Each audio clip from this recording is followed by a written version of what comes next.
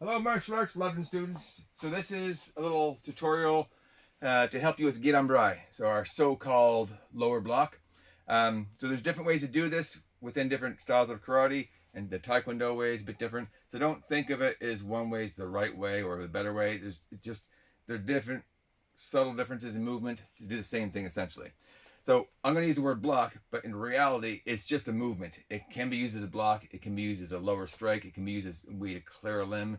But for the purpose of the video, I'll use the word block. Okay, so if we use just one arm at a time, forget about the other arm, let it dangle. And if you're trying to learn this at home, you're free to follow along. You have one arm like this, elbows bent, and your fist is closed up close to your jaw. And there's kind of a subtle motion of the elbow, and you come down here. This should finish in line with your body, not way out here, right? So you go up, down, like this. So the up part would be your chamber or your preparatory motion, and the block will be the down phase, okay?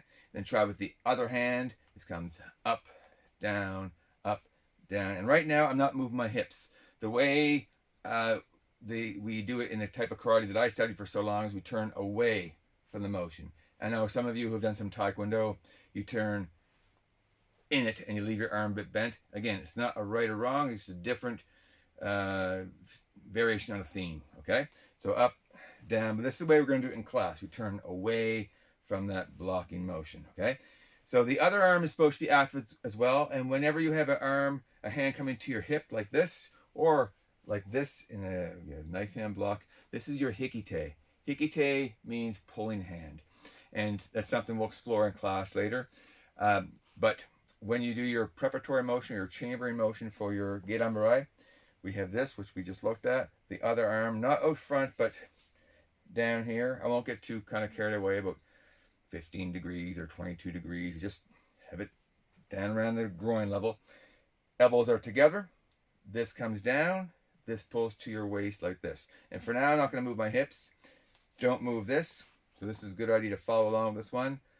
Set up and your block. Set up and your block. Up and down. Up and down. So you notice the arm that's down is not moving. This is not going to move as I prepare this arm. Okay? We have a chamber and we have the motion. So now, if you're following along with me, what we're going to do next is we're going to turn our hips and we're going to turn away from the blocking arm. So as my right arm blocks, I turn away from that to my left. One and turn with two. One, turn, two. One, turn, two. One, turn, two. Right? One and two. One and two. One and two. One and two. And some students will find it easier if you walk with it as well. So I think I have myself fit in the screen here. So if this is a really, really high front stance, but if I just walk with it like this and walk back, sometimes it's easier to coordinate your arms when your legs are moving at the same time, right? And I'll do a different video later on your front stance or Zenkusudashi.